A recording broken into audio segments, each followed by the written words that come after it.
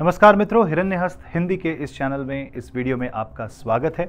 आज हम बात करेंगे कुछ ऐसी राशियों के बारे में जो 30 तारीख के बाद एक अलग ही प्रभाव में आने वाली हैं, और ऐसी राशियां जो शनि जैसे भारी ग्रह जो हमारे जीवन में नई दिशा देते हैं, नए कर्म के लिए प्रेरित करते हैं, जो हमारी दिशा को पूरा अफेक्ट करते हैं, हमारी गति को अफेक्ट करते हैं, माइंडसेट को अफेक्ट करते हैं।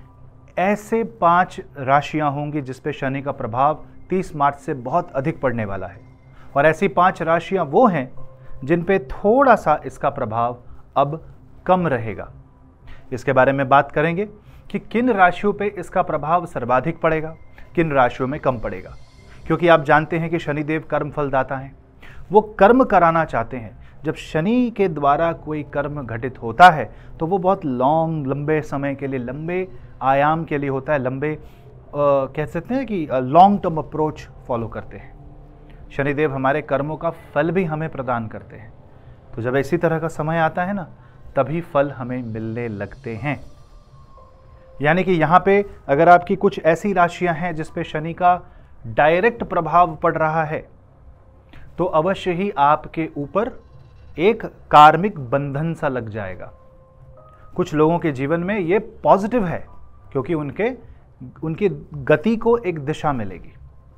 तो यहाँ पे जब आपके जीवन में हर्डल आए, जब आपके जीवन में कठिनाई आए, तो घबराना नहीं।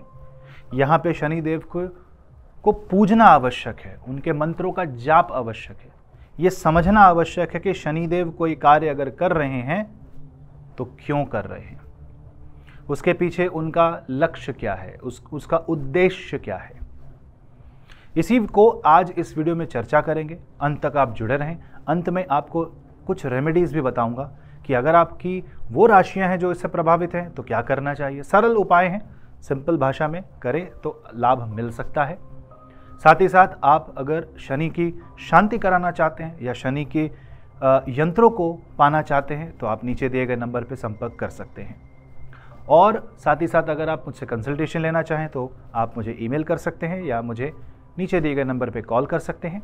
अन्यथा आपको अगर सिर्फ एक कुंडली चाहिए, आपको अपनी कुंडली बनवानी है जिसमें आपके जीवन की एक पूरी रोड मैप होगा, आपकी दशा महादशा, आपके गुण अवगुण, साढ़े साथी कब आएगी, मांगलिक दोष विचार, राहु केतु विचार, आपकी कुंडली में काल सर्प है कि नहीं है, कौन सा रुद्राक्ष आपके लिए बहुत उचित रहेगा, इन सब की जानकारी एक सिंगल सिस्टम जनरेटेड रिपोर्ट में आपको मिलेगी। उसे अगर आप लेना चाहें तो अवश्य नीचे दिए गए लिंक से बुक कर सकते हैं। अब बात करते हैं उन राशियों के बारे में जो सबसे ज़्यादा इससे प्रभावित हैं। लेकिन उससे भी पहले मैं आपको यह बताना चाहूँगा कि वो एक राशि जो अब बहुत ज़्यादा फ्री होने वाली है, और उस राशि का नाम है मकर राशि। यानी कि अगर आप कैप्रिकॉर्न मून साइन के जातक हैं तो अवश्य आपके लिए ये एक सुखद समाचार है, क्योंकि आपकी हो रही है साढ़े साथी समाप्त अगले कुछ दिनों में। 30 मार्च के उपरांत शनि की मूवमेंट जब मीन राशि में हो जाएगी तो मकर राशि वाले जातकों की साढ़े साथी समाप्त हो जाएगी। यानी आपके जीवन में जो बंधन था, जो पिछले 7.5-8 सालों से जो प्रेशर फील हो रहा था, वो अब रिलीज होगा। साथ ही साथ वृश्चिक राशि वाले जातकों के लिए ढैया चल रही थी। यानी अगर आपका चंद्रमा वृश्चिक राशि में है तो आपकी ढैया चल रही थी, अब शनिदेव चंद्र से पंचम हो जाएंगे। आपको पेट के विकारों से बचना है, परंतु जो ढैया का प्रभाव है वो ढीला पड़ जाएगा, वो अब नहीं रहेगा। यहाँ पे शनि का वो नकारात्मक प्रभाव, अब उससे आप दूर हैं, तो यहाँ पे शनिदेव की आराधना करें। साथ ही साथ कर्क राशि वाले जातक, आपको तो सर्वाधिक सुख मिलेगा, क्योंकि शनि की जो अष्टम ढैया है, यानी चंद्र से अष्टम है शनि, वो समाप्त हो रही है। अष्टम ढैया के समाप्त होते ही एक बहुत बड़ा जो एक चक्रव्यूह सा बना था मानसिक, वो दूर हो जाएगा और आपको काफ़ी हद तक रिलैक्स, रिलीफ प्राप्त होगा। अष्टम ढैया कई बार अनावश्यक प्रॉब्लम्स लेकर के आती है, वो कर्क राशि वाले झेल रहे थे, अब आपको उसमें सुख मिलेगा, शांति मिलेगी। साथ ही साथ यहाँ पे एक राशि ऐसी भी है जो पहले भी प्रभावित थी और अब भी प्रभावित है, और साढ़े सती भी नहीं चल रही, और वो राशि है सिंह राशि। अब ऐसा क्यों? क्योंकि आप जानते हैं पिछले 2.5 साल से शनिदेव आपकी राशि के सामने उपस्थित थे। सप्तम भाव में शनि का होना सर्कमस्टेंशियल प्रॉब्लम्स को बढ़ा देता है, मैरिज रिलेटेड चीज़ों में दिक्कतें आती हैं। अब वही शनिदेव आपकी राशि से अष्टम हो जाएंगे, यानी आपकी स्टार्ट हो जाएगी अष्टम ढैया।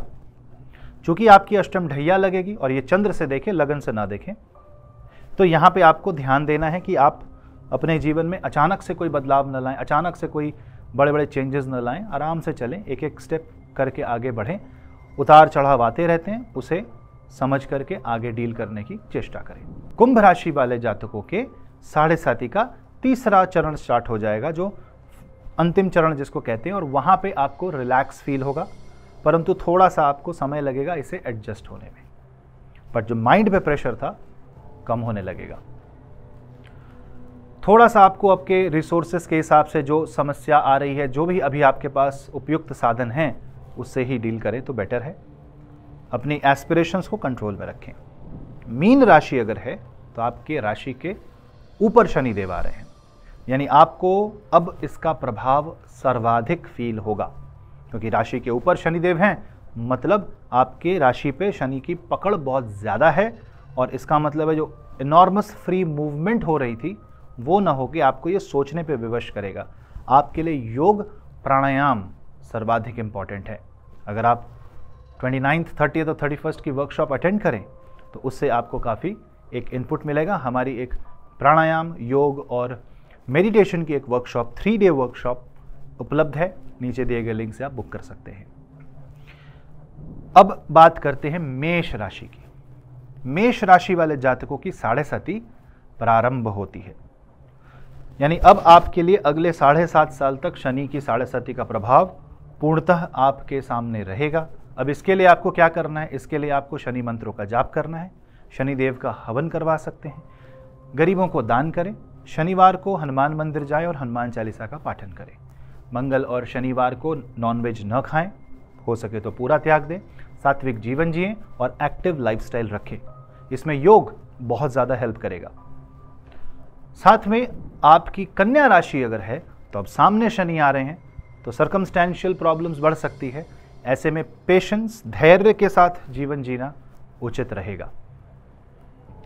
और अंत में बात करते हैं धनु राशि की। जो धनु राशि है उनके लिए चौथी ढैया आ रही है, यानी अगर आपका मून सैजिटेरियस में है तो मून जब सैटर्न पाइसिस में आएंगे तो चौथी ढैया, और यहाँ पे दोनों जुपिटर की ही राशि, गुरु की राशि।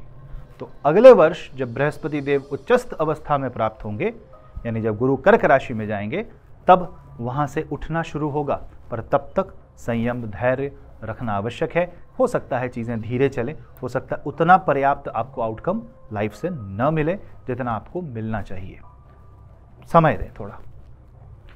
इस तरीके से अगर हम शनि भगवान की उपासना करें, शनि यंत्र सामने रख करके अगर हम शनिदेव का जाप करें, बीज मंत्रों का जाप करें, पूर्ण जाप हवन के द्वारा और दशांश हवन के द्वारा संपन्न करवाएं, तो यहाँ से आपको अवश्य लाभ प्राप्त होगा।